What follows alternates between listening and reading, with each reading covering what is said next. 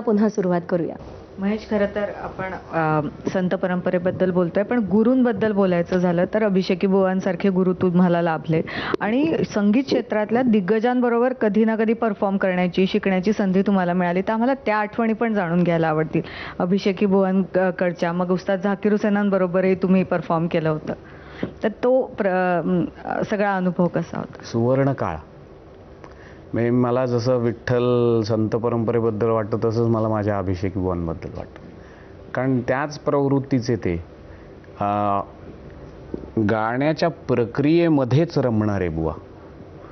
म्हणजे प्रोग्राममध्ये मिळालेली दाद किंवा असलेलं लौकिकरित्या काय त्याच्याकडे त्यांचं कधीच लक्ष नसायचं. कलेमध्ये, स्वरामध्ये माझं खूप मोठं भाग्य आहे. मला असं वाटतं की माझ्या आयुष्यात टर्निंग पॉईंट काय असेल.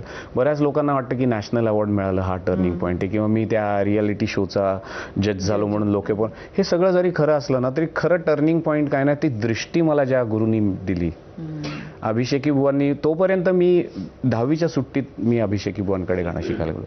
मी मगाशी सांगितल्याप्रमाणे दर आठवड्याला एक अभंग, असं जर तुम्ही 20 वर्ष घेतले तर मला भरपूर अभंग पाठ झाले होते. तसंच मला बंदिशींचं एक खाद्य होतं माझ्यासाठी. I use to be व्होरेशियस.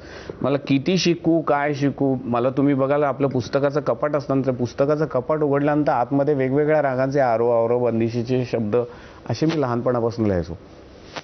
गोष्टी बऱ्यापैकी माहिती होत्या, पण म्हणजे गाणं कशाशी खातात ना, हे मला अभिषेकी बुवांकडे गेलं. म्हणजे तोपर्यंत तो एक अभ्यासण्याचा विषय होता.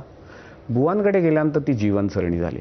त्यामुळे मी बुवांकडे पाहायचो तेव्हा संगीत मला त्यांच्याकडे शिकवणारे माझे गुरु नाही, माझे सर्वस्व.